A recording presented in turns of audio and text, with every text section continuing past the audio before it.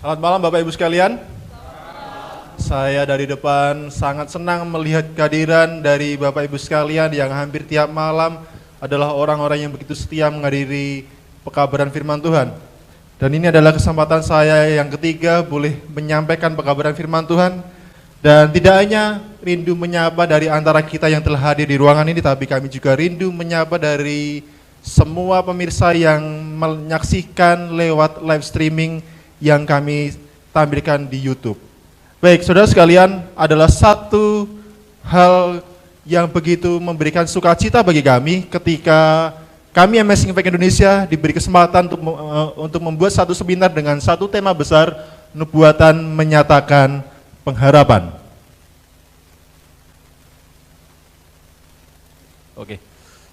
Dan seperti biasa, saya ingin mengingatkan sebagaimana pembicara lain juga mengingatkan, jangan lewatkan bagian pendaftaran bila mana Anda hendak memasuki ruangan ini, karena dengan kehadiran yang terus dipantau setiap malamnya akan ada hadiah yang menarik yang kami siapkan untuk Bapak Ibu sekalian. Dan ketika nanti Anda akan meninggalkan ruangan ini, jangan lewatkan kembali bagian pendaftaran dan mintalah kepada panitia panduan belajar Alkitab secara gratis. Bila mana seluruh panduan belajar Alkitab yang kami berikan dan Anda mengisi setiap malamnya, dan di akhir seminar kita pada tanggal 10 Juni nanti, Anda boleh berikan kepada panitia, dan bila mana setelah kami koreksi dan semuanya tepat seperti yang seharusnya, kami akan berikan satu hadiah Alkitab yang menarik. Saya yakin dari semua hadiah yang kami bagikan, Alkitab adalah hadiah terbaik yang bisa kami berikan kepada Bapak Ibu sekalian. Dan sebelum kita mulaikan acara kita pada malam hari ini, saya rindu memberikan informasi kepada Bapak Ibu sekalian sehubungan dengan topik pelajaran yang akan kita pelajari bersama-sama besok malam. Topik pelajaran kita besok malam adalah satu topik dengan satu judul, benarkah Amerika polusi dunia? Saat Anda menyaksikan di dalam Wahyu pasal 13, ada dua binatang. Binatang yang kedua yang muncul dari dalam bumi. Kalau Anda penasaran dengan binatang ini, maka Anda harus datang besok malam, karena ini ada sangat berkaitan erat dengan Amerika. Lalu 2 hari ke depan pada hari Kamis malam ada satu judul yang tidak kalah pentingnya, yaitu sihir, mujizat, dan okultisme. Dan hari Jumat, jangan lewatkan kuda Troya, jebakan setan. Dan untuk memulaikan acara kita pada malam hari ini, saya rindu mengundang kita berdiri dan kita menyanyikan lagu tema kita, Pandanglah pada Yesus.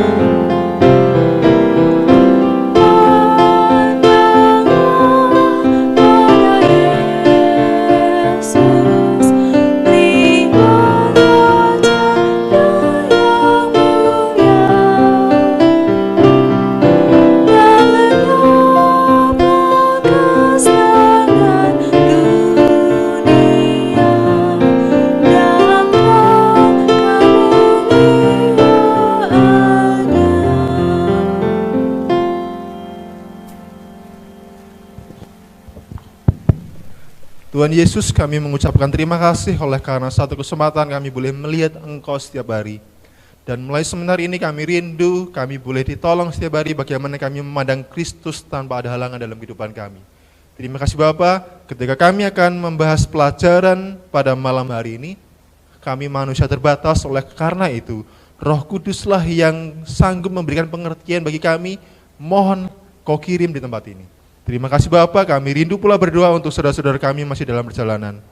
Biarlah mereka Kau boleh tibakan sampai di tempat ini dan kami boleh sama-sama mengerti apa itu kebenaran firman Tuhan pada malam hari ini. Dalam nama Tuhan Yesus kami telah berdoa, amin. Silahkan duduk kembali Bapak Ibu sekalian, dan judul pelajaran kita pada malam hari ini adalah Metre Tuhan dan Tanda Binatang. Saya percaya bahwa topik tanda binatang adalah salah satu topik yang begitu membuat banyak orang Kristen menjadi penasaran. Dan Alkitab mencatat dalam Wahyu 13 ayat 16 sampai yang ke-17, inilah dua ayat yang mencatat tentang tanda binatang. Sungguh hal yang memberikan penasaran pula buat saya, mengapa ada begitu banyak orang yang rindu mengetahui apa itu tanda binatang. Sementara dalam judul kita tadi tidak hanya tanda binatang, tapi ada pula material lah. Ada banyak orang yang menulis buku untuk mengetahui apa itu tanda binatang, namun ternyata sedikit dari antara mereka yang mencoba mencari tahu apakah meterai Tuhan itu. Barangkali mengapa ada begitu banyak orang yang mencari tahu apa tanda binatang lebih daripada keinginan mereka untuk tahu apa itu meterai Allah, karena Alkitab memberikan satu amaran yang sangat tegas bagi siapapun yang menerima tanda binatang. Di dalam Wahyu pasal 14 ayat 9 dan 10, itulah dua ayat yang memberikan amaran tegas buat kita apa yang akan diberikan kepada orang yang menerima tanda binatang. Namun saya rindu kita mulai membaca dari ayat yang ke-6. Wahyu 14 ayat yang ke-6, firman Tuhan mengatakan, "Dan aku melihat seorang malaikat lain terbang di tengah-tengah langit, dan padanya ada Injil yang kekal, yang diberitakannya kepada mereka yang diam di atas bumi, dan kepada semua bangsa dan suku dan bahasa dan kaum." Ini adalah malaikat pertama yang tercatat di dalam Wahyu 14 ayat yang ke-6. Dan apakah pekabarannya? Ayat yang ke-7 mengatakan, "Dan ia berseru dengan suara nyaring, takutlah akan Allah dan muliakanlah Dia, karena telah tiba saat penghakimannya. Dan sembahlah Dia yang telah menjadikan langit, bumi, laut, dan semua mata air."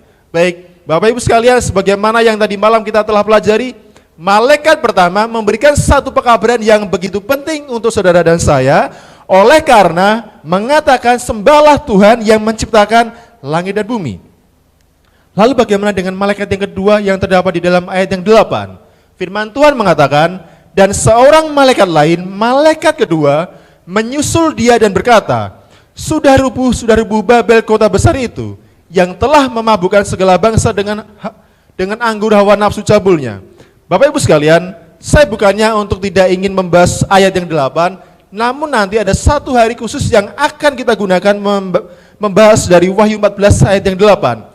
Mari kita lompat ke ayat yang 9 di mana malaikat yang ketiga memberikan pekabarannya. "Dan seorang malaikat lain, malaikat ketiga, menyusul mereka dan berkata dengan suara nyaring, jikalau seorang menyembah binatang dan patungnya itu dan menerima tanda pada dahinya atau pada tangannya."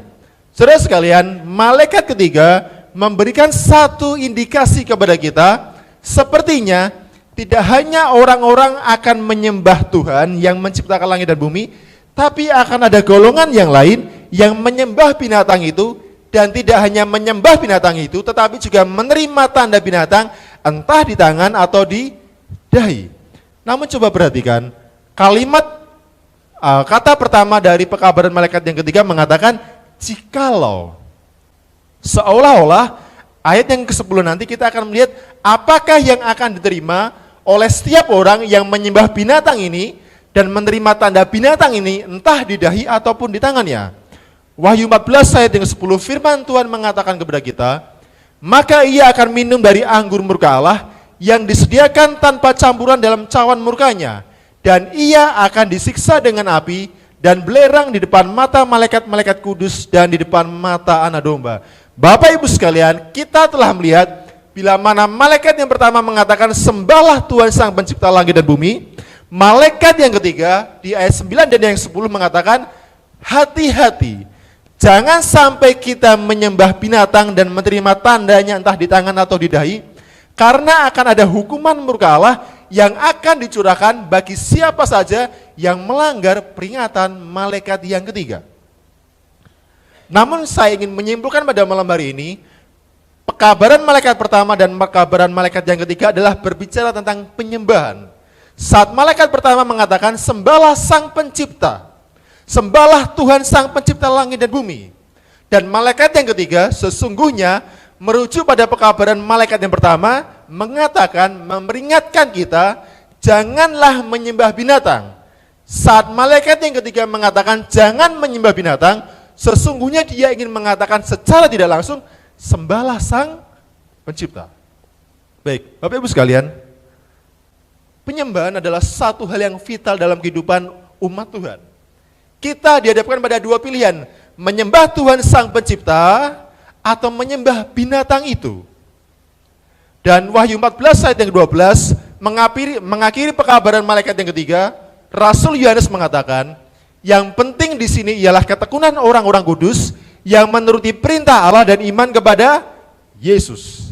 Sehingga kalau boleh saya menyimpulkan, merekalah yang menyembah malaikat, merekalah yang mengikuti pekabaran malaikat yang pertama, yang menyembah Tuhan Sang Pencipta adalah mereka yang memelihara seluruh hukum Tuhan dan memiliki iman Yesus, dan orang-orang inilah yang akan tidak menyembah binatang dan menerima tanda binatang di akhir zaman.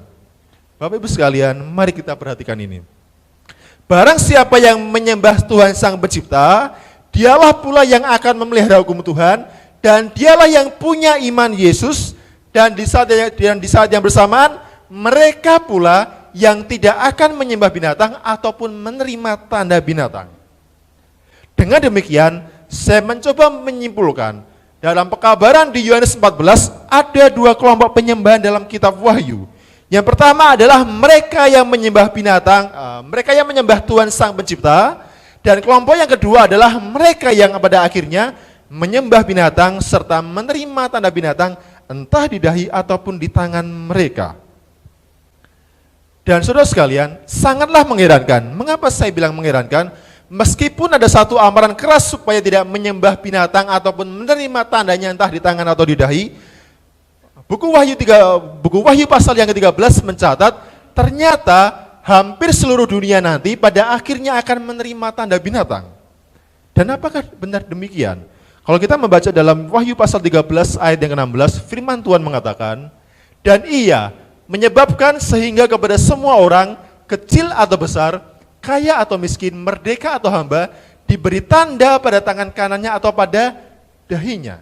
Saudara sekalian, Anda bisa lihat, ketika malaikat yang ketiga mengatakan, janganlah menyembah binatang dan jangan pula menerima tanda binatang entah di dahi atau di tangan.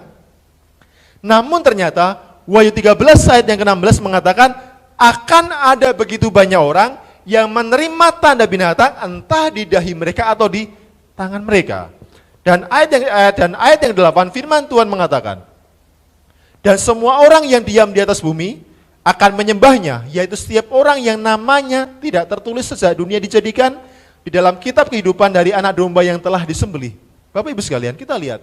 Ketika ayat 16 mengatakan ada begitu banyak orang yang menerima tanda binatang, entah di dahi ataupun di tangan, dan ayat yang ke-8 mengatakan semua orang akan menyembah binatang itu.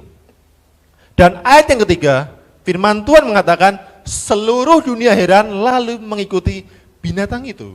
Sekali lagi pertanyaan adalah, mengapa ada begitu banyak orang yang akan menyembah binatang itu, dan mengapa ada begitu banyak orang yang akan menerima tanda binatang itu, sementara Tuhan sudah mengamarkan, jangan sembah binatang. Ada murka Allah yang akan dicurahkan bagi siapa saja yang menerima tanda binatang. Mengapa dan mengapa? Itulah pertanyaan pada malam hari ini. Mengapa ada begitu banyak orang yang akan menerima tanda binatang, padahal Tuhan sudah mengamarkannya? Ada dua sebab Bapak Ibu sekalian. Ketika Tuhan sudah mengamarkan, namun ada begitu banyak orang yang pada akhirnya menerima tanda binatang, ada dua sebab. Sebab yang pertama, Wahyu pasal 13 ayat yang ke-14 mengatakan, ia menyesatkan mereka yang diam di bumi dengan tanda-tanda, dan telah diberikan kepadanya untuk dilakukannya di depan mata binatang itu. Dan ia menyuruh mereka yang diam di bumi, supaya mereka mendirikan patung untuk menghormati binatang yang luka oleh pedang, namun yang tetap hidup itu. Sebab yang pertama adalah oleh karena penyesatan. Oleh karena adanya penyesatan, ada begitu banyak orang yang akan tertipu, sehingga tanpa mereka sadari, mereka menyembah binatang itu, dan tidak hanya menyembah binatang itu, menerima tanda binatang entah di dahi ataupun di tangan mereka. Lalu bagaimana dengan sebab yang kedua? Masih di Wahyu 13, dan kita berpindah di ayat 16 dan yang ke-17. Dan ia menyebabkan sehingga kepada semua orang, kecil atau besar, kaya atau miskin, merdeka atau hamba, diberi tanda pada tangan kanan dan pada dahinya. Saudara sekalian, coba perhatikan ini. Akan ada satu alasan sehingga membuat begitu banyak orang menerima tanda binatang itu. Dan apakah yang akan mendorong mereka menerima tanda binatang itu meskipun Tuhan sudah mengamarkan? Ayat yang ke-17 Rasul Yohanes menuliskan, dan tidak seorang pun yang dapat membeli atau menjual selain daripada mereka yang memakai tanda itu, yaitu nama binatang itu atau bilangan namanya. Kita telah melihat ada begitu banyak orang yang akan menerima tanda binatang. Sebab yang pertama adalah oleh karena tertipu dengan penyesatan. Dan yang kedua ada satu sebab, karena barang siapa yang tidak memiliki tanda binatang tidak sanggup apa? Membeli dan menjual.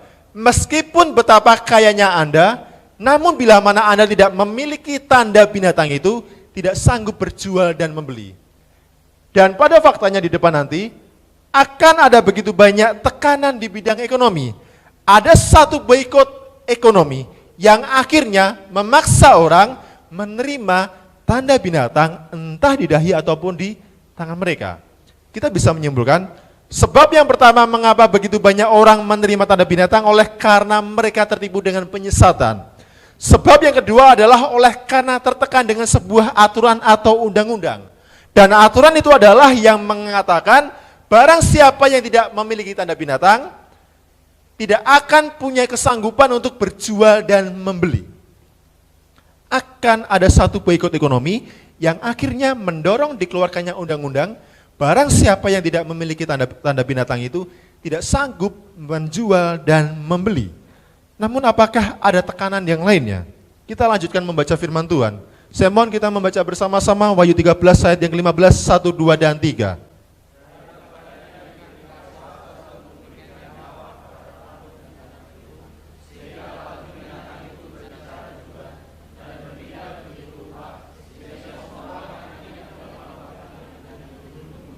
Alkitab mengatakan barang siapa yang tidak menyembah binatang itu dan barang siapa yang menolak tanda binatang itu tidak hanya tidak memiliki kesanggupan menjual dan membeli, namun ada ancaman hukuman mati.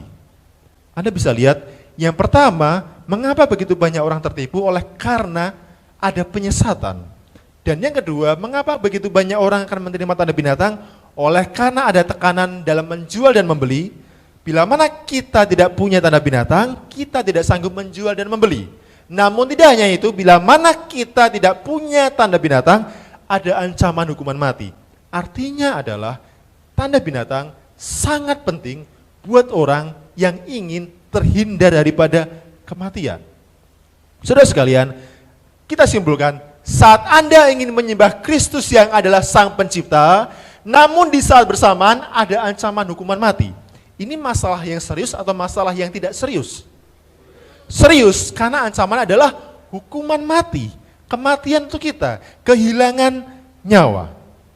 Lalu pertanyaan yang kembali kita sedang singgung dari awal tadi. Apakah tanda binatang itu? Tetapi entah apapun tanda binatang itu dan bagaimana caranya itu akan dipaksakan adalah dua hal yang berbeda. Bapak Ibu sekalian, apakah tanda binatang itu dan bagaimana caranya akan dipaksakan adalah dua hal yang berbeda. Namun yang pasti, oleh karena topik kita adalah meterai Tuhan dan tanda binatang, saya percaya bahwa antara tanda binatang ada kaitan yang sangat erat meskipun bertolak belakang dengan meterai Tuhan. Dan sesungguhnya tanda binatang adalah tiruan daripada meterai Tuhan. Baik saudara sekalian, tanda binatang adalah tiruan daripada meterai Tuhan. Karena mengapa? Tidak mungkin setan akan membuat satu tanda, sedangkan Tuhan tidak punya tanda yang lainnya. Dan oleh karena Tuhan punya tanda yaitu meterainya, maka setan akan membuat tanda untuk menyaingi meterai Tuhan. Dan apakah meterai Tuhan itu? Namun kita baca terlebih dahulu, di manakah ayat yang mengatakan tentang meterai Tuhan? Wahyu pasal 7 ayat 2 dan yang ketiga, firman Tuhan mengatakan, dan aku melihat seorang malaikat lain muncul dari tempat matahari terbit. Ia membawa meterai Allah yang hidup dan ia berseru dengan suara nyaring kepada keempat malaikat yang ditugaskan untuk merusakkan bumi dan laut. Anda bisa lihat Tuhan memiliki meterai. Dan kalau tanda binatang akan diberikan di dahi dan di tangan, kemudian di manakah meterai Allah akan ditempelkan? Kita baca ayat yang ketiga, firman Tuhan mengatakan, kita baca bersama-sama 1, 2, dan 3.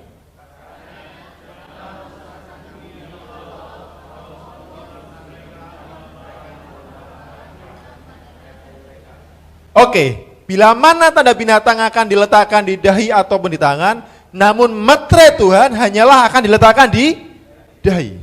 Namun saya ingin mencoba menyimpulkan sebelum kita lebih lanjut, meterai Tuhan adalah tanda kasih dan kesetiaan kita kepada Tuhan, tetapi tanda binatang adalah satu tanda dan kesetiaan kepada kuasa binatang itu. Namun kita bertanya-tanya, dengan cara yang bagaimanakah meterai Tuhan atau tanda binatang akan ditempelkan di dahi kita? Apakah berupa satu stempel seperti ini? Yang tampak wanita ini membawa satu stempel besi dan akan kemudian ditempelkan di dahi kita? Ada begitu banyak orang yang mengatakan bahwa tanda binatang sendiri akan berupa chip dan ditanamkan di kepala kita. Namun saya ingin mengatakan hati-hati. Apabila ada yang mengatakan chip yang akan ditempelkan di dahi kita, dan dengan demikian setiap orang yang menerima chip dia di dahinya akan menerima tanda binatang, hati-hati. Itu hanyalah sebuah jebakan. Sebuah kebohongan publik yang setan coba buat melalui agen-agennya. Saudara sekalian, mengapa tanda binatang atau meterai Tuhan akan ditanamkan di dahi kita? Saudara sekalian, di dahi kita inilah di mana otak depan kita berada. Yang lalu dalam seminar kesehatan telah dikatakan, disinilah frontal lobe kita berada. Disinilah pusat dari mana saat kita membuat keputusan antara yang benar atau yang salah. Sehingga, mengapa meterai Tuhan atau tanda binatang diletakkan di dahi kita adalah sebuah gambaran seseorang akan menerimanya dengan sebuah kepercayaan dan kesadaran penuh. Dan, namun saat itu diterima di tangan, saat tanda binatang diterima di tangan adalah sebuah kepatuhan secara lahiriah. Saudara sekalian, mungkin Anda bertanya, mengapa meterai Tuhan hanya diterima di dahi? Sedangkan tanda binatang tidak hanya di dahi tapi juga bisa di tangan. Saudara sekalian, Tuhan hanya menerima satu bentuk penyembahan yang atas dasar kita percaya kepada Tuhan. Tuhan hanya akan menerima penyembahan bila mana kita memiliki motivasi yang benar kepada Tuhan dalam penyembahan. Tetapi setan tidaklah demikian. Sekalipun kita menyembah dia oleh karena satu alasan demi keuntungan kita pribadi, setan menerima penyembahan itu. Namun ingat, Tuhan hanya akan menerima penyembahan kita bila mana kita sungguh-sungguh tulus menyembah Tuhan. Dan kita simpulkan, meterai Tuhan dan tanda binatang bukanlah sebuah tanda literal yang sungguh ditanam di dahi atau di tangan kita. Dan meterai Tuhan sangatlah bertolak belakang dengan tanda binatang. Anda boleh perhatikan ini. Meterai Tuhan sangatlah bertolak belakang dengan tanda binatang. Sekali lagi, tadi saya sudah mengatakan, bila mana kita ingin mengetahui apakah tanda binatang, kita perlu tahu apakah meterai Tuhan itu. Karena mengapa? Tanda binatang adalah tiruan daripada meterai Tuhan. Sebagaimana kalau kita ingin mengetahui uang palsu, pertama, apakah yang harus kita ketahui terlebih dahulu? Uang yang asli. Kalau Anda tidak bisa membedakan uang yang asli, maka Anda tidak akan bisa mengetahui manakah uang yang palsu. Begitu pula saat kita ingin mengetahui tanda binatang, namun bila mana kita tidak mengerti apa itu meterai Tuhan, sampai kapanpun kita akan kesulitan mengetahui apakah tanda binatang itu. Dan sekali lagi, apakah pertanyaannya, meterai Tuhan itu sesungguhnya apa? Dan sebelum kita mencari tahu apakah meterai Tuhan, meterai adalah sesuatu yang berfungsi untuk mengesahkan sebuah dokumen. Setuju? Meterai adalah sesuatu yang berfungsi untuk mengesahkan sebuah dokumen atau sebuah perjanjian. Dan dalam meterai ada 3 unsur Bapak Ibu sekalian. Unsur pertama dalam meterai haruslah ada nama dari sang pemberi meterai. Dan unsur yang kedua adalah harus ada nama jabatan atau posisi dari sang empunya meterai. Dan yang ketiga adalah harus ada wilayah kekuasaan dari sang pemilik meterai itu. Misalkan Presiden kita Jokowi. Saat dia memiliki meterai, maka yang pertama akan ada dalam meterai itu adalah namanya Jokowi. Dan yang kedua akan ada jabatannya sebagai seorang presiden atau kepala negara. Dan yang ketiga akan tercantum di manakah Presiden Jokowi berkuasa, yaitu di wilayah negara Republik Indonesia. Sehingga dengan demikian, Tanpa tiga unsur ini, maka sebuah meterai tidak bisa dikatakan sebuah meterai yang sah. Namun kita tiba pada satu pertanyaan yang lain. Apakah yang sanggup memberikan seseorang memiliki sebuah meterai? Apakah saya punya meterai? Saya pikir adalah satu pertanyaan yang kurang penting karena saya tidak punya jabatan apapun. Saya juga tidak berkuasa atas apapun, sehingga adalah satu hal yang wajar bila mana saya tidak punya meterai. Lalu apakah yang sanggup memberikan seseorang memiliki kuasa untuk memiliki meterai? Kembali kepada ilustrasi tentang Jokowi. Saudara sekalian, kalau seandainya Jokowi punya meterai, apakah satu alasan mengapa dia punya meterai? Dia adalah seorang presiden. Mengapa Jokowi punya meterai? Karena dia adalah seorang presiden. Dan mengapa Tuhan memiliki meterai? Apakah jabatan Tuhan? Dia adalah seorang pencipta. Dia pencipta langit dan bumi ini. Bapak Ibu sekalian, mari kita baca ayat yang selanjutnya. Wahyu pasal 4 ayat yang 11 firman Tuhan mengatakan, Engkau layak menerima puji-pujian dan hormat dan kuasa, sebab Engkaulah yang telah menciptakan segala sesuatu. Mengapa Tuhan kita punya meterai? Karena Dialah yang menciptakan segala sesuatu. Dan Wahyu pasal 14 ayat yang ke-7 firman Tuhan mengatakan, sembahlah Dia yang telah menjadikan langit dan bumi, laut dan semua mata air. Tuhan punya meterai karena Dia pencipta, dan karena Dia pencipta pula, maka Dia layak untuk disembah, Bapak Ibu sekalian. Lalu pertanyaannya adalah, apakah meterai Tuhan yang juga menjadi tanda bahwa Dialah sang pencipta dunia ini? Mari kita buka dalam Wahyu, dalam Keluaran pasal 31, ayat 16 dan ayat yang ke-17. Mari kita baca bersama-sama 1, 2, dan 3.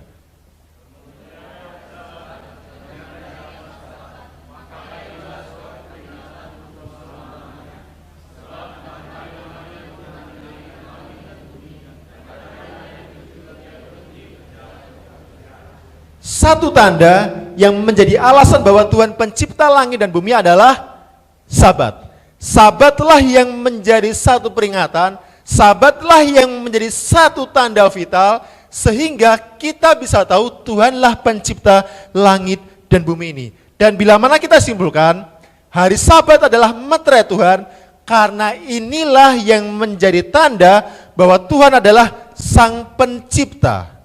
Dan kemudian pertanyaan selanjutnya, jika Sabat benar adalah meterai Tuhan, apakah ini berkaitan dengan dokumen resminya, yaitu hukumnya? Tentunya jawabannya adalah iya. Karena mengapa? Di dalam 10 perintah Tuhan ada satu perintah tentang hari Sabat. Dan Keluaran 20 ayat 8 sampai yang ke-11 firman Tuhan mengatakan, ingatlah dan kuduskanlah hari Sabat, 6 hari lamanya engkau akan bekerja dan melakukan segala pekerjaanmu. Dan ayat yang selanjutnya firman Tuhan mengatakan, tetapi hari ke-7 adalah hari Sabat Tuhan Allahmu, maka jangan melakukan satu pekerjaan, engkau atau anakmu laki-laki, atau anakmu perempuan, atau hambamu laki-laki, atau hambamu perempuan, atau hewanmu, atau orang asing yang di tempat kediamanmu. Saudara sekalian, sebelum kita baca ayat yang 11, saya ingin mengulang kembali.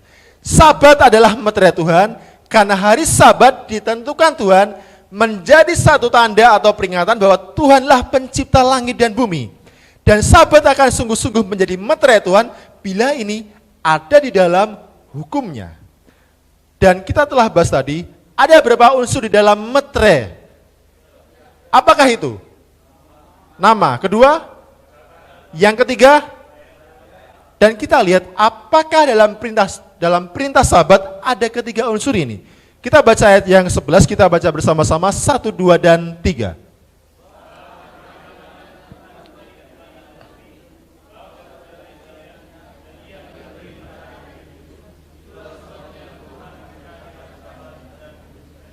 Oke, Sabat adalah meterai Tuhan karena itulah yang menjadi tanda atau peringatan bahwa Dialah pencipta langit dan bumi. Namun Sabat juga akan menjadi meterai Tuhan bila mana di dalam perintah Sabat ada 3 unsur. Yang pertama ada nama Tuhan, yang kedua ada posisi Tuhan sebagai pencipta atau yang menjadikan dunia ini. Dan yang ketiga adalah ada wilayah kekuasaan di mana langit dan bumi. Sehingga kita simpulkan, Sabat layak menjadi meterai Tuhan karena di sana ada nama Tuhan kita, dan Sabat adalah meterai Tuhan karena di sana ada jabatan Tuhan sebagai sang pencipta, Dan di dalam perintah sahabat adalah menunjukkan meterai Tuhan karena ada wilayah kekuasaan yaitu langit dan bumi.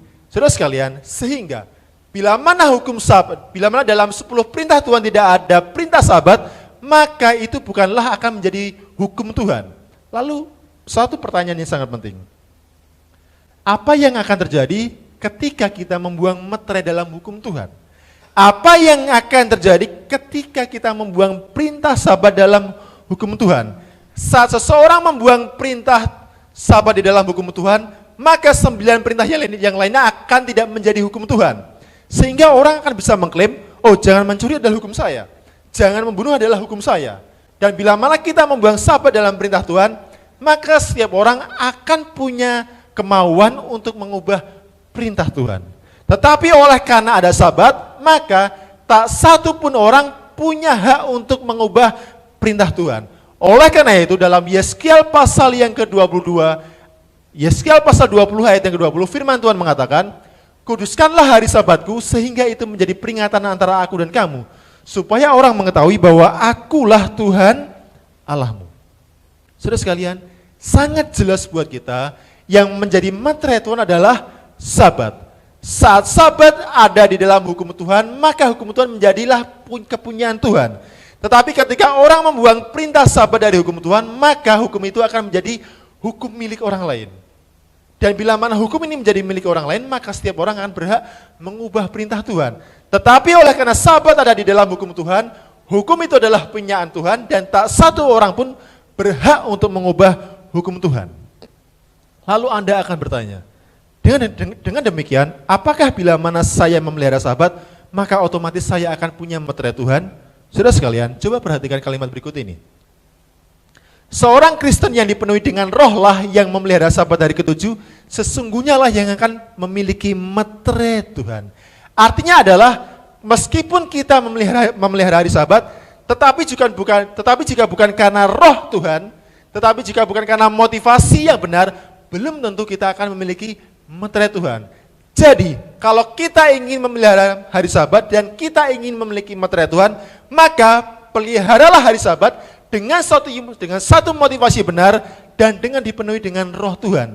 Sehingga ketika orang pelihara hari sabat dengan cara yang demikian, maka sabat akan menjadi meterai di dalam kehidupannya. Saudara sekalian, ada begitu banyak orang yang pelihara hari sabat di luar sana. Namun ada begitu banyak motivasi yang tidak benar. Dia mungkin pelihara hari sabat oleh karena bosnya mungkin pelihara hari sabat. Dia pelihara hari sabat mungkin karena pasangannya pelihara hari sabat.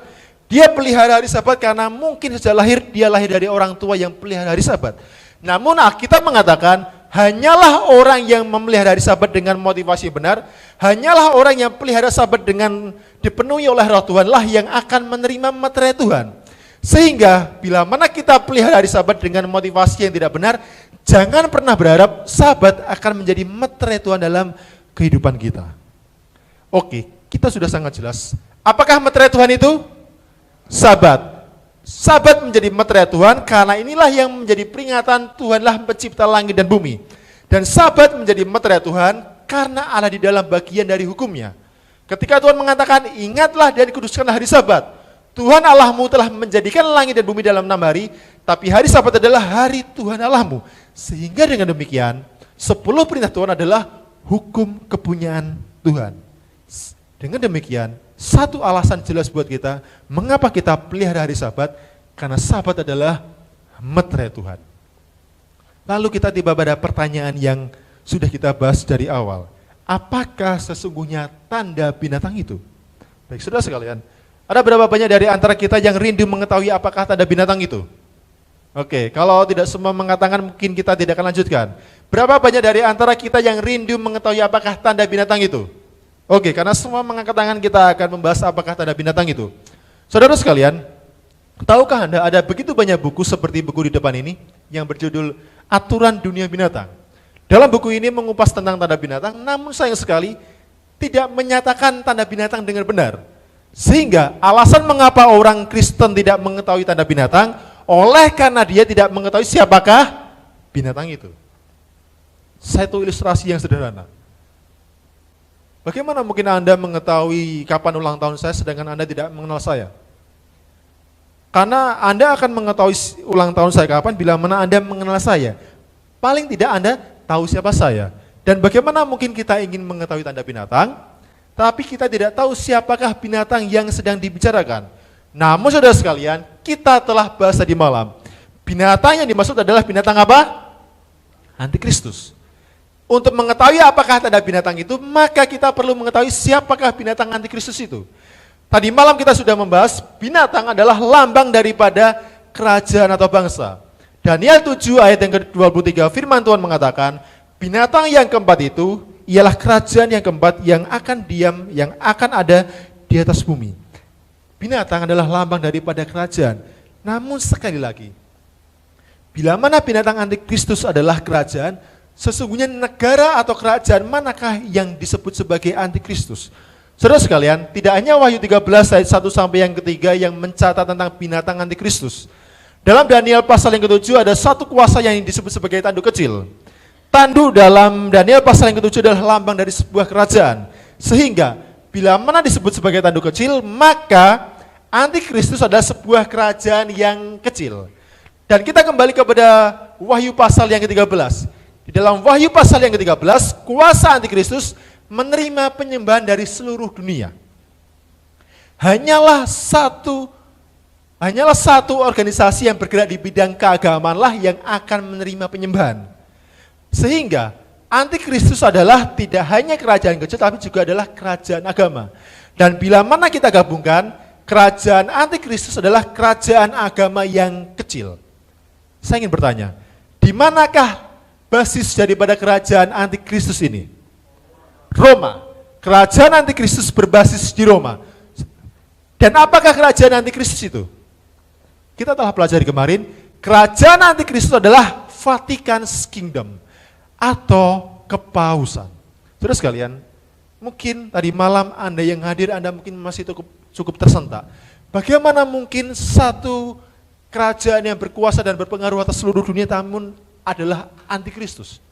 Atau mungkin beberapa dari antara Anda yang tadi malam tidak hadir dalam seminar kita, Anda mungkin bertanya, bagaimana mungkin kita bisa mengenali bahwa kepausan adalah antikristus? Saudara sekalian, tadi malam kita telah membahas 12 ciri-ciri ini. 12 ciri-ciri yang akhirnya kita bisa simpulkan tergenapi dalam kuasa kepausan atau kerajaan Vatikan. Dari 12 ciri-ciri ini kita akan mengulangi 2 dari antaranya. Yang poin ke-7 dan poin yang ke-12. Dikatakan dalam poin yang ke-7, antikristus menghujat Tuhan. Apakah definisi daripada penghujatan? Menyamakan diri dengan Tuhan dan menyatakan diri bisa mengampuni dosa manusia. Satu kali dalam Yohanes 10 ayat yang ke-33, Yesus dituduh menghujat Tuhan oleh karena dia menyamakan dirinya dengan Tuhan. Namun apakah Yesus menghujat Tuhan ketika dia mengatakan dirinya Tuhan? Tidak, karena dia adalah Tuhan. Tetapi barang siapa yang ingin menyamakan dirinya dengan Tuhan, dia adalah menghujat Tuhan.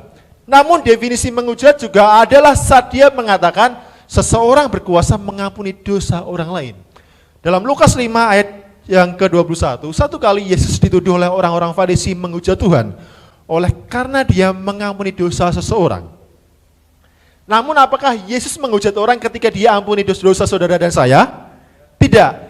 Dia adalah Tuhan, sehingga dia berkuasa mengampuni dosa kita. Tetapi barang siapa yang ingin mengampuni dosa orang lain, dan barang siapa menyatakan diri punya kuasa mengampuni dosa orang lain, maka dia disebut sebagai menghujat Tuhan. Dan kita akan lihat dalam beberapa catatan yang tadi malam kita telah lihat, dan kita akan ulangi pada malam hari ini, bagaimana itu akan menyebutkan kepausan menghujat Tuhan. Dalam satu Roman Catholicism halaman 127 dikatakan, Paus adalah penguasa mutlak dan hakim agung dari surga dan bumi, hakim dari semua, tidak dihakimi oleh siapapun, dan dia adalah Allah sendiri di bumi. Anda bisa lihat, mereka sendiri mengatakan Paus adalah Allah sendiri di bumi. Dan tidak hanya itu, dalam catatan berikut ini, juga dikatakan dalam Catholic Press halaman 78, carilah di mana Anda ingin, di langit dan bumi, dan Anda akan menemukan seorang manusia yang dapat mengampuni orang berdosa, yang dapat membebaskan dari rantai neraka. Manusia yang luar biasa ini adalah Imam Roma Katolik. Saudara sekalian, mereka mengatakan imam mereka berkuasa mengampuni orang berdosa. Inilah yang disebut sebagai penghujatan. Dan catatan yang kemudian, yang ketiga, mengatakan imam memiliki kuasa untuk membebaskan orang berdosa dari neraka dan membuat mereka layak untuk surga. Dan Tuhan sendiri terpaksa wajib mematuhi keputusan imam.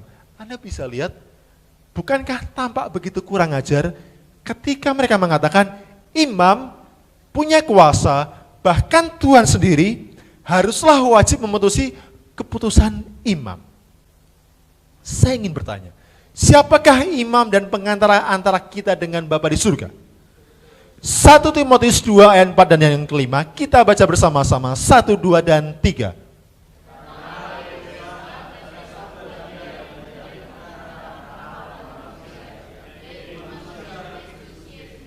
Firman Tuhan mengatakan dengan sangat jelas, pengantara antara kita dengan Allah di surga hanyalah manusia Yesus Kristus. Sehingga ketika ada orang yang mengatakan dirinya lah imam dan pengantara antara manusia dengan Tuhan di surga, dia menghujat Tuhan. Dan saudara sekalian, coba lihat apa yang dikatakan Martin Luther ratusan tahun silam. Satu kali dia pernah berkata demikian, kita diyakinkan bahwa kepausan adalah tahta sebenarnya dari antikristus yang benar dan yang sejati. Kalian perlu tahu bahwa paus adalah antikristus yang seluruh firman bicarakan. Bahkan satu orang reformator yang lainnya yang bernama John Calvin mengatakan, Daniel dan Paulus telah memprediksi bahwa antikristus akan duduk di bait Allah. Kepala dari kerajaan najis dan terkutuk itu di gereja barat yang kita pastikan sebagai paus. Dengan demikian kita lihat kepausan menggenapi ciri-ciri yang ketujuh bahwa mereka menghujat Tuhan. Mereka menyatakan diri sama dengan Tuhan, mereka menyatakan diri punya kuasa untuk mengampuni orang berdosa. Sehingga dengan jelas bagi kita, kepausan adalah penggenapan daripada binatang antikristus. Lalu bagaimana dengan poin yang ke-12? Kita hanya akan pelajari 2 poin. Setelah poin ke-7 kita akan melihat poin yang ke-12. Saudara sekalian, saya ingin bertanya, apakah angka 666 itu? Ada yang berani menjawab? Apakah angka 666? Firman Tuhan menyimpulkan bagi kita, angka 666 adalah bilangan daripada binatang. Mari kita baca dalam Wahyu 13 ayat yang ke-17. Mari kita baca bersama-sama, 1, 2, dan 3.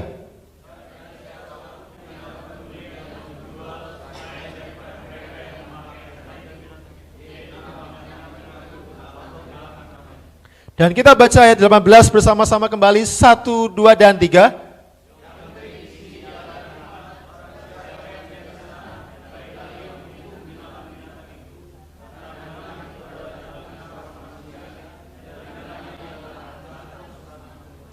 Baik ayat 17 dan ayat 18 memberikan kesimpulan bagi kita, angka 666 adalah bilangan nama, bilangan binatang, atau bilangan manusia. Sehingga kita simpulkan, angka 666 adalah bukan tanda binatang. Ada begitu banyak orang Kristen yang menyimpulkan angka 666 adalah tanda binatang. Tetapi bila mana kita melihat kepada firman Tuhan, angka 666 bukanlah tanda binatang. Namun ini hanyalah memberikan petunjuk kepada kita bahwa bila mana digenapi dalam kepausan, mereka adalah antikristus. Namun pertanyaannya, apakah dengan begitu mudah kita akan menemukan angka ini di Vatikan sana? Apakah dengan begitu mudah kita akan menemukan angka 666 dalam kuasa kepausan? Saudara sekalian, coba perhatikan ayat yang ke-18 dikatakan, barang siapa yang bijaksana, baiklah ia menghitung bilangan binatang itu. Ketika kita menghitung bilangan binatang itu, maka kita akan temukan angka 666. Artinya adalah angka 666 tidak akan ternyata secara jelas di Vatikan atau kepausan sana. Namun bila mana kita bijaksana, kita akan menghitung bilangan nama atau bilangan manusia daripada antikristus itu. Saudara sekalian, salah satu gelar yang dipunyai kepausan adalah Vicaris Filii. Kalau kita perhatikan 3 kata ini, Vicaris Filii, ada angka Romawi di sana. Kita telah pelajari tadi malam, Vicaris bila mana kita jumlah adalah 112, Fili bila mana kita jumlah adalah 53, Dei bila mana kita jumlah adalah 501. Bila mana kita jumlahkan ketiga angka ini maka ketemu 666. Dan Vicarius Filii Dei adalah salah satu gelar yang disematkan kepada kepausan. Sehingga dengan demikian, poin yang ke-12 bahwa salah satu indikator seseorang dikatakan antikristus bila mana ada angka 666 yang tergenapi dalam kuasa antikristus dan itu adalah kepausan. Bapak Ibu sekalian, saya tidak ingin membuat kita terkejut. Namun kita telah pelajari tadi malam, ke-12 ciri-ciri itu tergenapi kepada kepausan yang adalah antikristus. Saat kita telah menemukan bahwa binatang itu adalah antikristus dan tidak lain adalah kepausan, pertanyaannya selanjutnya, apakah tanda binatang antikristus itu? Namun yang pasti, tanda binatang antikristus adalah satu tanda yang menyatakan otoritas daripada kepausan. Tanda binatang adalah satu tanda yang menjadi otoritas daripada kepausan. Saya ingin mengulangi. Tanda binatang adalah berlawanan dengan meterai Tuhan. Bila mana meterai Tuhan adalah satu tanda yang menyatakan Tuhan pencipta langit dan bumi, dan itu adalah perintah menyucikan hari Sabat yang ada di dalam hukum Tuhan, sehingga bila mana kepausan ingin menegakkan tanda binatang, pasti dia akan mengubah hukum Tuhan seperti yang dikatakan dalam poin yang ke-9. Apakah benar kepausan merubah hukum Tuhan? Saudara sekalian, tanduk kecil dalam Daniel 7 ayat yang ke-25 dinubuatkan bahwa dia akan berupaya mengubah waktu dan hukum Tuhan. Tanduk kecil yang lambang daripada antikristus dikatakan akan berusaha mengubah waktu dan hukum Tuhan. Hukum manakah yang ingin dirubah oleh antikristus itu? Tidak lain dan tidak bukan, hukum yang ingin diubah oleh antikristus adalah perintah yang keempat. Saat firman Tuhan mengatakan dalam Keluaran 20 ayat yang ke-8, ingatlah dan kuduskanlah hari Sabat, tetapi hari ke-7 adalah hari Sabat Tuhan Allahmu. Kita bisa pastikan, sebelum antikristus ingin menegakkan tanda binatang, sebelum kepausan ingin menegakkan tanda binatang, dan karena tanda binatang adalah berkaitan erat dengan meterai Tuhan, dan tanda binatang berlawanan erat dengan Sabat Tuhan, maka yang pertama dia ingin lakukan adalah mengubah perintah penyucian hari Sabat. Dan kita lihat dalam satu kalimat berikut ini, sehingga setan akan selalu berusaha menyerang hari Sabat, karena hari Sabat adalah meterai di dalam hukum Tuhan. Karena hari Sabat adalah meterai Tuhan dan berlawanan dengan tanda binatang, maka satu hal yang setan selalu akan buat adalah menyingkirkan perintah menyucikan hari Sabat. Saudara sekalian, coba perhatikan dalam satu catatan berikut ini.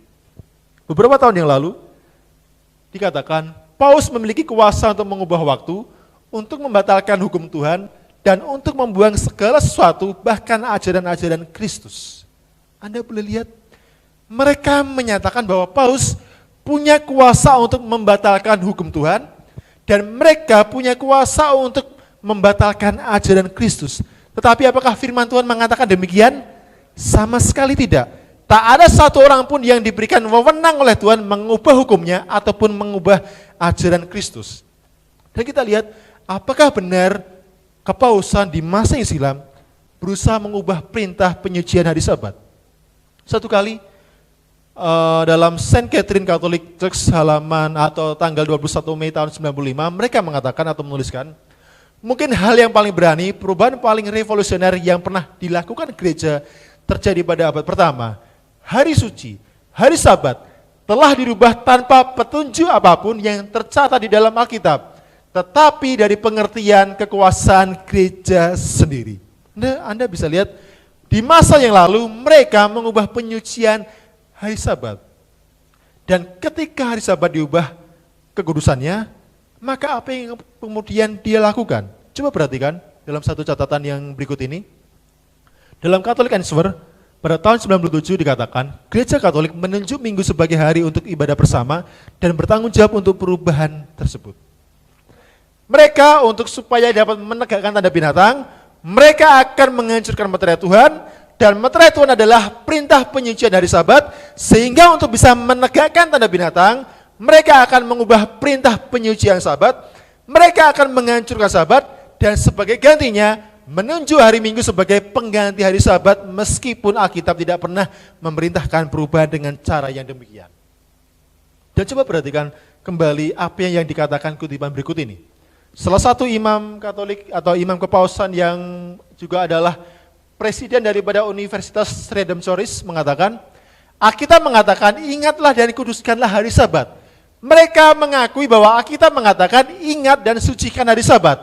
Tetapi Gereja Katolik mengatakan tidak, dengan kuasa ilahi saya menghapuskan hari Sabat dan memerintahkan Anda untuk menjaga kesucian hari pertama dalam minggu. Pertanyaan saya adalah, apakah ada satu ayat dalam Alkitab yang memberikan satu kuasa kepada manusia untuk menghapuskan perintah Tuhan? Tidak. Tak ada satupun perintah Tuhan dan tak ada satupun yang Yesus katakan bahwa manusia boleh menghapus kesucian hari Sabat. Dan akibat daripada saat kepausan mengubah penyucian hari Sabat, seluruh dunia bertelut dalam ketaatan yang penuh hormat kepada perintah daripada Gereja Katolik dan menggenapi apa yang Wahyu 13 ayat yang ketiga katakan. Saudara sekalian, kita boleh lihat dengan jelas mereka mengakui sebagai yang mengubah perintah penyucian hari Sabat. Dan satu kali seorang yang bernama Dr. Edward Hitchcock, dia adalah penulis manual book daripada Gereja Baptis. Dia adalah seorang Protestan, dia mengatakan kepada kita, ada dan merupakan sebuah perintah untuk menjaga kesucian hari Minggu. Tetapi hari Sabat bukanlah hari Minggu. Dia mengatakan hari Sabat bukanlah hari Minggu. Dikatakan hari Sabat telah dipindahkan dari hari ketujuh kepada hari pertama dalam minggu. Dan lebih lanjut orang yang sama mengatakan kepada kita, tetapi sayang bahwa pemeliharaan hari Minggu datang dicap dengan tanda kekafiran, dibaptis dengan nama Dewa Matahari. Ketika diadopsi dan disetujui oleh kemurtatan kepausan, diwariskan sebagai warisan suci kepada Protestan. Anda boleh melihat, merekalah yang mengubah penyucian hari Sabat kepada hari Minggu. Namun buat orang Protestan jangan gembira terlebih dahulu. Karena mengapa? Ternyata Protestan mewarisi penyucian hari Minggu yang mana Alkitab tidak pernah mengatakan sedikit pun. Dan coba perhatikan kembali catatan di depan ini.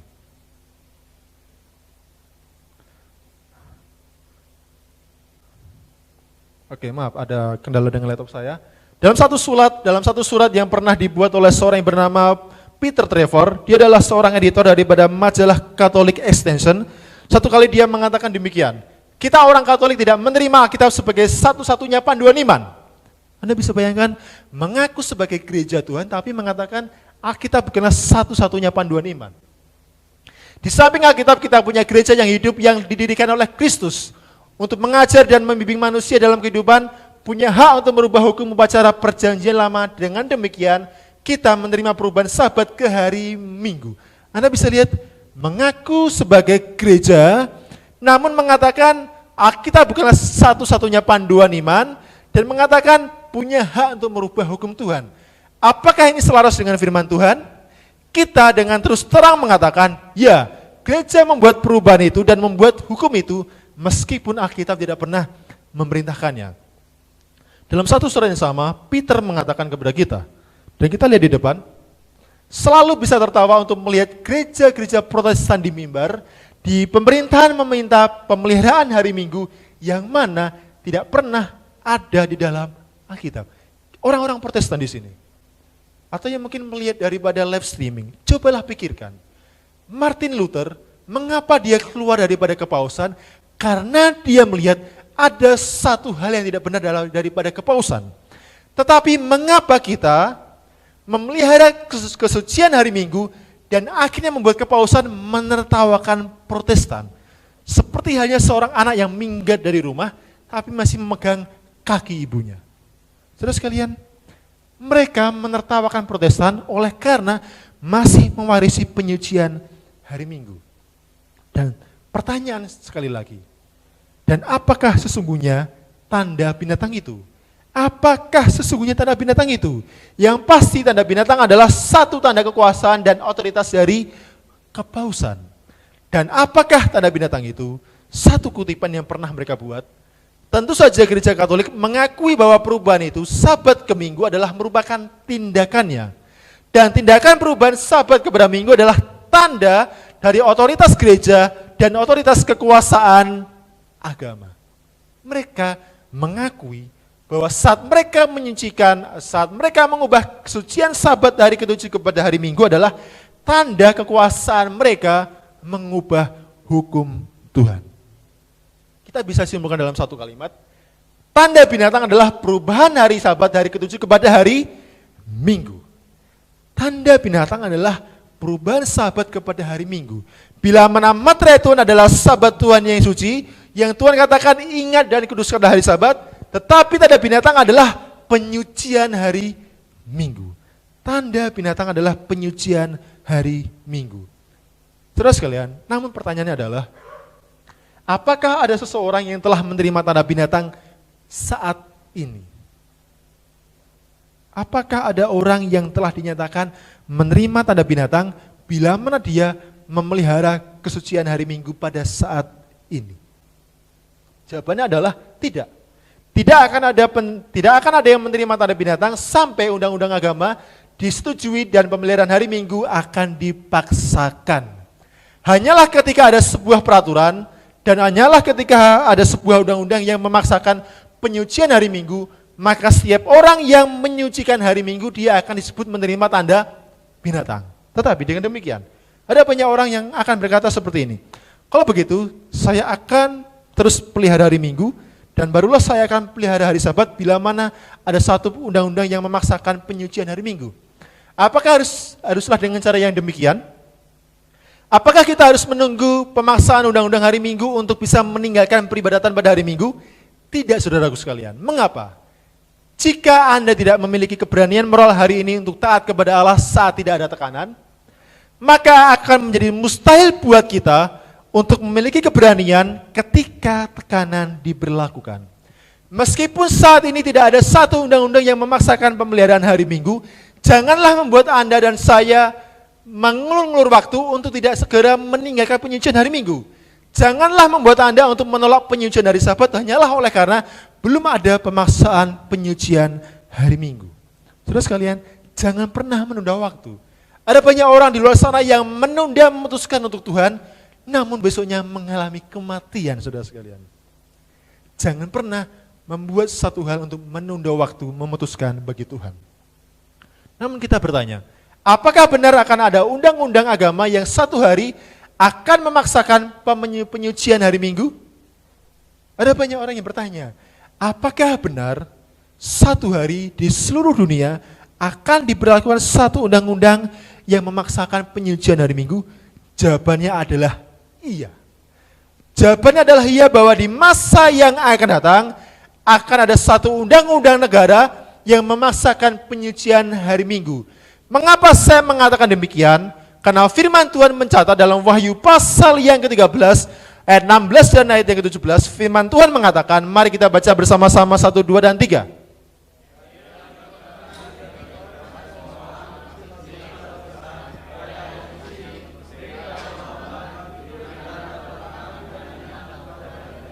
Dan kita kembali baca bersama-sama ayat yang selanjutnya, 1, 2, 3.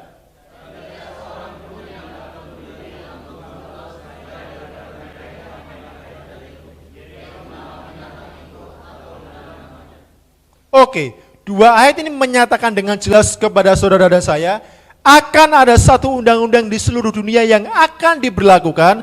Barang siapa yang tidak memelihara tanda binatang, barang siapa yang tidak memelihara kesucian hari Minggu, mustahil baginya untuk dapat menjual dan membeli. Meskipun dalam lingkup undang-undang ekonomi, Anda bisa bayangkan, Anda punya tabungan begitu banyak, ada triliunan di dalam rekening Anda. Namun apa fungsinya itu bila mana Anda tidak sanggup menjual dan membeli hanya karena kita tidak memelihara kesucian hari Minggu. Terus kalian, Anda boleh lihat ini, saat Anda ingin menyucikan hari Sabat, saat Anda ingin menyembah Tuhan dan menolak tanda binatang, ada resiko di mana Anda tidak sanggup menjual dan membeli. Namun kita lihat, di ayat yang lain mengatakan undang-undang itu tidak hanya berlaku dalam bidang ekonomi, tapi coba perhatikan Wahyu 13 ayat yang 15, firman Tuhan mengatakan, kita baca bersama-sama 1, 2, dan 3.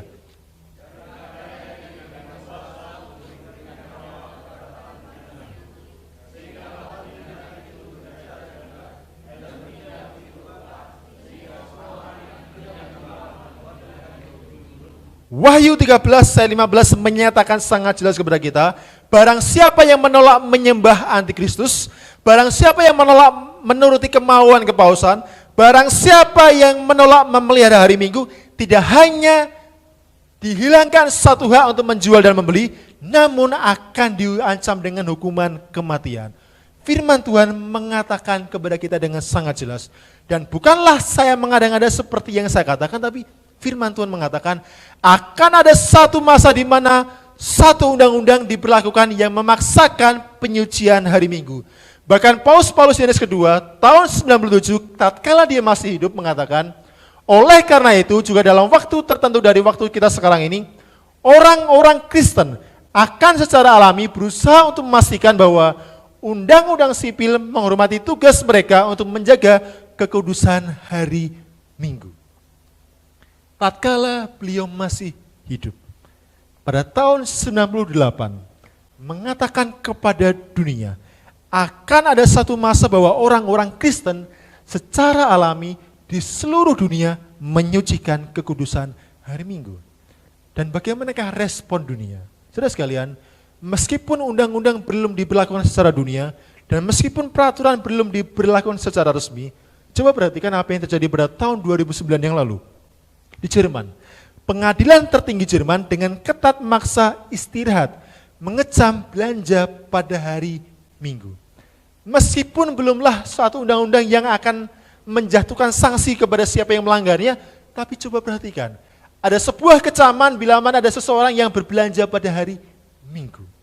Namun tidak ada kecaman bila mana seseorang belanja pada hari Sabat. Tapi bila mana seseorang berbelanja pada hari Minggu, ada sebuah kecaman di Jerman yang telah dibuat pada tahun 2009. Tidak hanya di Jerman. Coba Anda perhatikan satu artikel di berikut ini. Pada tahun 2011, Aliansi Hari Minggu Eropa menyelenggarakan satu konferensi dengan tujuan meningkatkan kesadaran pentingnya jam kerja yang sepantasnya dan hari Minggu bebas kerja. Sekitar 65 organisasi masyarakat sipil, serikat buruh dan gereja terwakili pada acara Komite Ekonomi dan Sosial Eropa di Brussel, Belgia. Anda boleh lihat, Aliansi Hari Minggu Eropa telah dibentuk dan salah satu yang menjadi agenda mereka adalah meningkatkan satu peraturan bebas kerja pada hari Minggu dan menyatakan pemeliharaan hari Minggu. Oke, ini terjadi sudah 5 tahun yang lalu. Lalu bagaimana dengan 1 tahun yang terakhir ini? Anda melihat pada bulan Maret 2015, siapa yang sering mengikuti berita di televisi atau di koran? Kalau Anda mengikuti berita ini, atau Anda suka mengikuti berita di televisi atau di koran, maka pasti Anda pernah mendengar nama Senator Sylvia Allen. Dia adalah salah satu senator di Amerika. Satu kali dia mengatakan saat membahas sebuah kampanye undang-undang, mengusulkan gagasan mengamanatkan untuk menghadiri gereja pada hari Minggu untuk membawa kembali jiwa negara. Anda boleh lihat, saya hampir tertawa ketika mengatakan menghadiri gereja pada hari Minggu adalah memulihkan jiwa negara. Mengapa ketika untuk pemulihan satu jiwa kepada negara, maka mengapa tidak haruslah kepada atas dasar firman Tuhan? Mengapa haruslah kembali gereja pada hari Minggu sebagai atas dasar supaya kita membawa kepulihan jiwa kepada negara? Dan masih di tahun 2015 pada bulan April, Aliansi Hari Tuhan mengatakan, dengan definisi tiap-tiap orang dan setiap hari Minggu adalah panggilan untuk persatuan Kristen, karena pada hari itu dipanggil untuk persekutuan dengan Tuhan oleh Tuhan. Dalam rangka untuk sepenuhnya menghargai hari Minggu sebagai tanda persatuan Kristen, kita harus memperluas definisi kita tentang persatuan. Saya nggak bisa bayangkan, atas dasar persatuan, maka diusulkan penghargaan dan penyucian hari Minggu.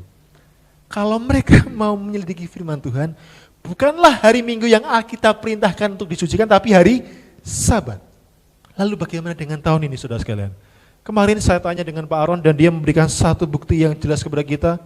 Tepat pada tahun 2016 dan pada bulan Februari, komunitas pekerja gereja-gereja di Swiss sedang memanggil untuk istirahat di hari Minggu. Itu dipercayai semakin mengancam. Dan sejak 2013, komunitas pekerja gereja di Swiss adalah bagian dari aliansi untuk hari Minggu. satu program dari organisasi rohaniawan, partai-partai politik, dan persatuan perdagangan yang termasuk dalam mempertahankan istirahat pada hari Minggu. Anda bisa lihat komunitas pekerja untuk gereja. Namun dalam satu aliansi yang sama dengan para politikus dan persatuan perdagangan ekonomi. Sehingga tidaklah mengherankan jika mana pada akhirnya keputusan gereja tidak hanya dipengaruhi oleh gereja semata, tapi ada unsur ekonomi dan ada unsur politik di sana. Tidaklah mengherankan bila mana satu saat nanti gereja akan diyakinkan untuk membuat satu keputusan penyucian hari Minggu yang mana Alkitab tidak pernah memerintahkannya untuk kita.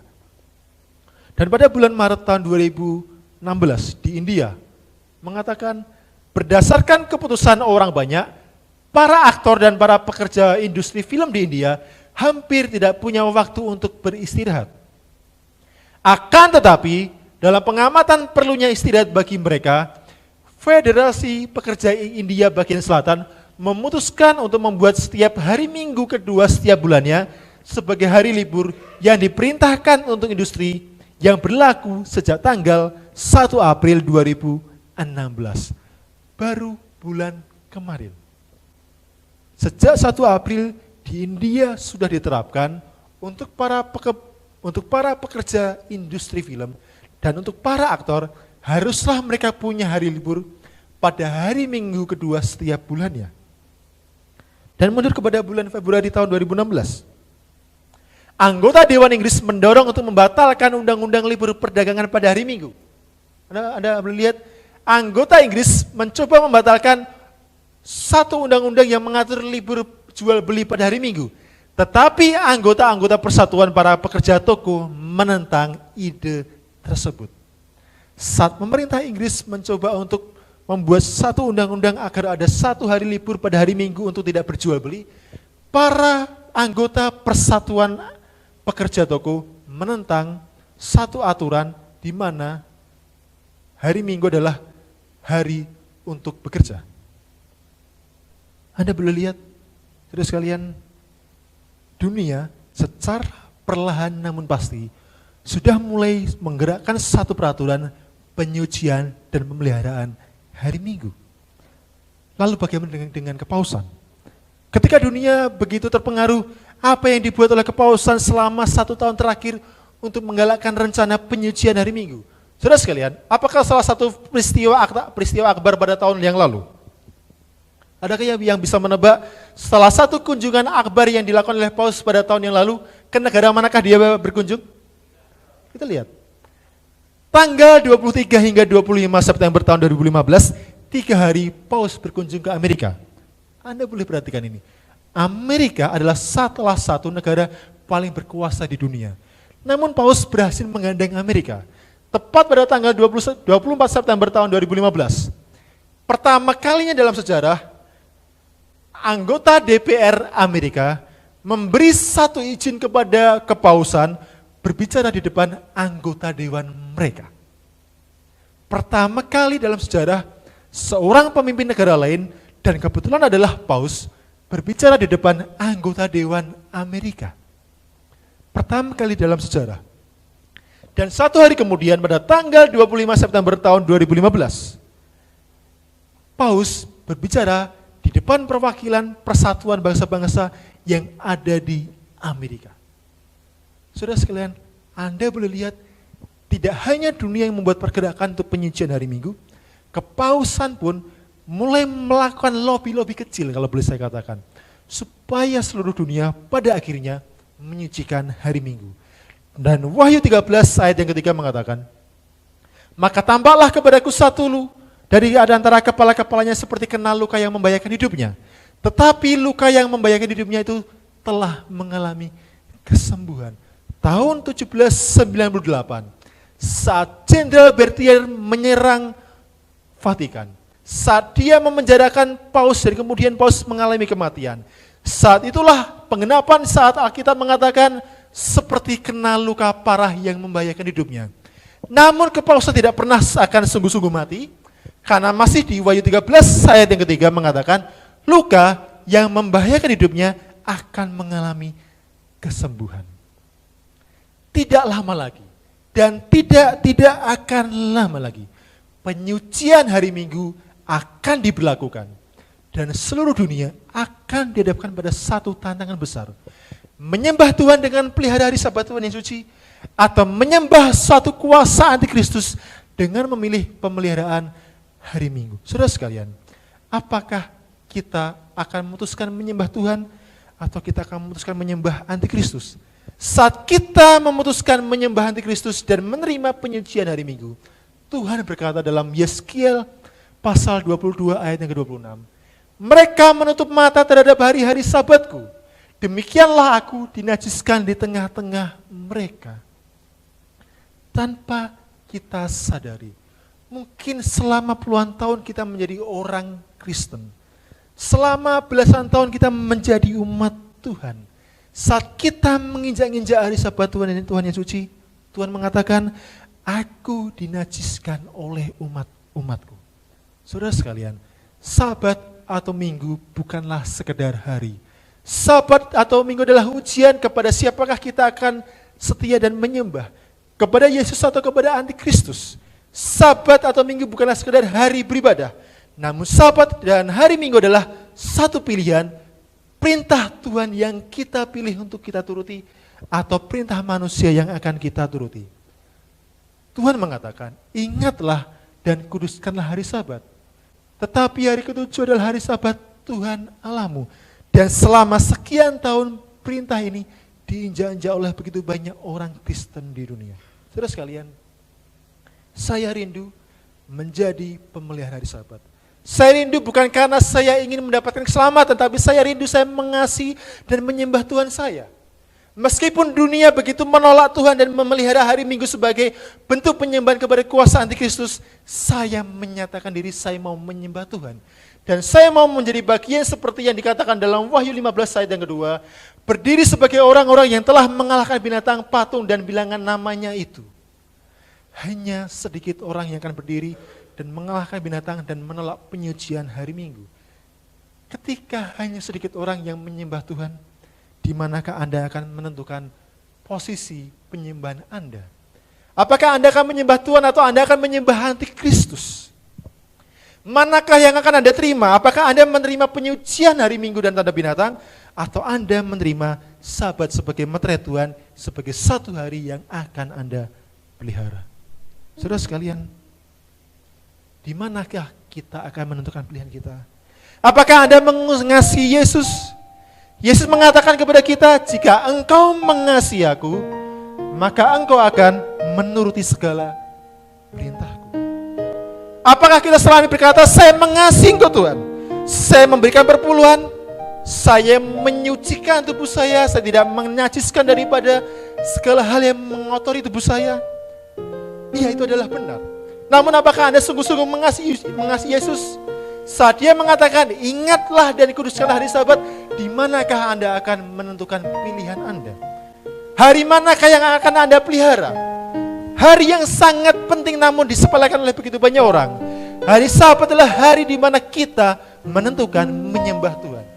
Ada begitu banyak orang di luar sana yang memilih menyembah antikristus. Namun Tuhan mengatakan, jika engkau sungguh mengasihi aku, maka engkau akan menuruti segala perintahku. Saudara sekalian, saat ini silahkan bertanya kepada diri Anda masing-masing, apakah Anda sungguh mengasihi Yesus dalam kehidupan Anda? Dan bila mana Anda sungguh mengasihi Yesus, apakah Anda rindu menuruti perintah-perintah Yesus? Satu kali Tuhan mengatakan dalam Yeremia 31 ayat yang ketiga, firman Tuhan mengatakan, aku mengasihi engkau dengan kasih yang kekal, sebab itu aku melanjutkan kasih setiaku kepadamu. Saudara sekalian, meskipun manusia tidak setia, Tuhan melanjutkan kasih setianya. Kesetiaan Tuhan tidak tergantung kepada ketidaksetiaan kita.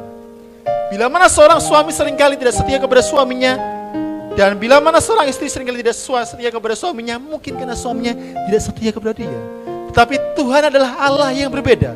Meskipun kita tidak setia kepada Tuhan, dia tetap setia kepada kita. Meskipun kita menolak menyembah dia, Dia terus mengasihi kita. Meskipun Anda memberontak kepada Tuhan, tapi Tuhan mengatakan, aku melanjutkan kasih setiaku kepadamu. Seberapa sering kita menginjak-injak sahabat? Seberapa sering kita menajiskan Tuhan? Seberapa sering kita menolak mengasihi Yesus oleh karena kita melupakan perintah Tuhan? Saudara sekalian, ada satu panggilan buat saudara dan saya pada malam hari ini. Apakah Anda sungguh-sungguh mengasihi Yesus dalam kehidupan Anda? Mungkin di masa lalu Anda pernah menginjak-injak sahabat. Anda menolak mengasihi Yesus, tapi Tuhan panggil pada hari ini, jika engkau sungguh mengasihi aku, turutilah perintah-perintahku. Anda boleh lihat, aku mengasihi engkau dengan kasih yang kekal. Meskipun engkau tidak setia, aku terus mengasihi engkau. Apakah hati kita yang keras dilembutkan dengan kasih Tuhan yang demikian? Saudara sekalian, selama 1 minggu kita telah membahas topik tentang hari Sabat Tuhan yang suci. Saat ini, saatnya bagi kita memutuskan kepada siapakah kita akan menuruti perintah. Perintah Tuhan atau perintah manusia. Kepada siapakah kita akan lebih mengasihi Tuhan atau mengasihi manusia. Atau kita selama ini ternyata lebih mengasihi diri kita sendiri. Tapi Tuhan manggil kita pada saat ini, siapakah yang akan kita kasih? Apakah kita akan pelihara hari Sabat karena kita mengasihi Tuhan? Atau kita akan memutuskan tetap memelihara hari lain oleh karena kita lebih mengasihi diri kita sendiri? Ingatlah, Tuhan mati untuk kita. Dia terpalang di kayu salib, tangannya terlubang, lambungnya ditikam, punggungnya terluka. Dia mati untuk saudara dan saya ketika dia mengasihi kita. Dan ketika dia mengasihi dan berkorban untuk kita, di manakah kita ketika Tuhan memanggil kita untuk berkorban baginya? Saya percaya bahwa ketika kita pelihara hari Sabat, ada banyak tantangan. Keluarga Anda mungkin akan menentang Anda. Mungkin satu orang di sini punya pergumulan dengan pekerjaan. Mungkin satu orang di sini punya pergumulan dengan dengan suatu sekolah. Bila mana tinggalkan sekolah pada hari Sabat, mungkin akan dikeluarkan. Mungkin seseorang di sini punya masalah dalam rumah tangga. Jika saya pelihara hari Sabat, istri saya akan meninggalkan saya. Namun saudara sekalian, Yesus menyatakan, saya mengasihi engkau. Saat ini, Tuhan memanggil saudara dan saya. Tunjukkan komitmen, apakah kita sungguh-sungguh mengasihi Tuhan. Satu panggilan buat kita. Bila mana Anda sungguh mengasihi Tuhan, dan bila mana Anda sungguh-sungguh untuk menyucikan hari Sabat Tuhan yang suci, bila mana Anda rindu memilih hari Sabtu, hari ke-7 sebagai hari Sabat Tuhan yang suci, saya undang Anda untuk maju ke depan. Saudara sekalian, saya terlahir sebagai seorang Kristen. Orang tua saya tergabung dalam sebuah gereja yang memelihara hari Sabat. Tapi satu hal yang paling saya sesalkan, sejak dari saya sekolah hingga saya bekerja, saya menginjak-injak Sabat. Saya tidak pernah diajar betapa pentingnya penyucian hari Sabat. Tapi satu tahun di tahun 2008, Tuhan mengingatkan saya dengan begitu keras. Dia memanggil saya, tinggalkan pekerjaan yang membuatmu menajiskan hari Sabat dan pelihara hari Sabat. Satu kemenangan yang pernah saya dapatkan, Tuhan menjanjikan akan Anda dapatkan bila mana Anda sungguh mengasihi Yesus. Saat ini Bapak Ibu sekalian, sungguh bila mana Anda mengasihi Yesus, majulah ke depan. Tunjukkan komitmen Anda, bukan kepada manusia tapi kepada Tuhan. Saat Anda maju ke depan, Anda tunjukkan komitmen Anda. Saudara sekalian, apakah ketika Tuhan sudah mati untuk Anda? Apakah ketika Tuhan sudah berkorban untuk Anda dan Tuhan memanggil Anda untuk membuat satu komitmen menuruti perintahnya, menyucikan hari Sabatnya, apakah kita mengeraskan hati untuk menuruti perintah Tuhan? Panggilan sekali lagi buat kita. Bagi barang siapa yang mengatakan saya mengasihi Yesus dan saya mau menuruti perintah Yesus, tolong maju ke depan. Tolong tunjukkan komitmen kita untuk menyucikan hari Sabat dari Tuhan yang suci. Jangan lihat apa yang akan menjadi pendapat manusia, tapi ingat, Tuhan di surga melihat Anda.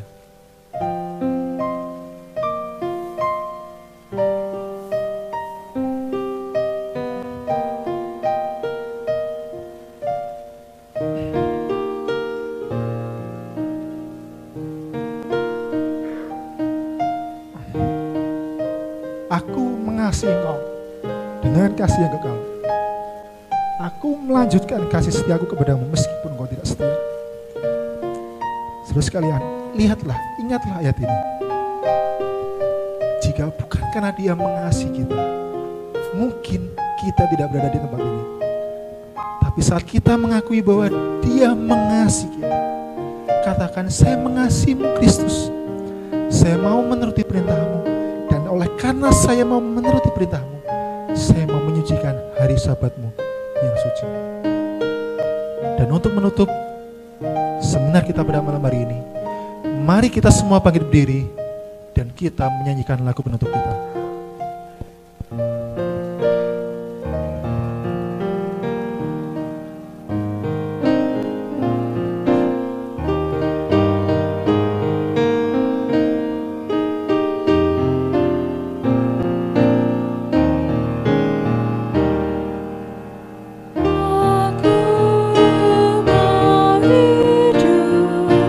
Bagi Yesusku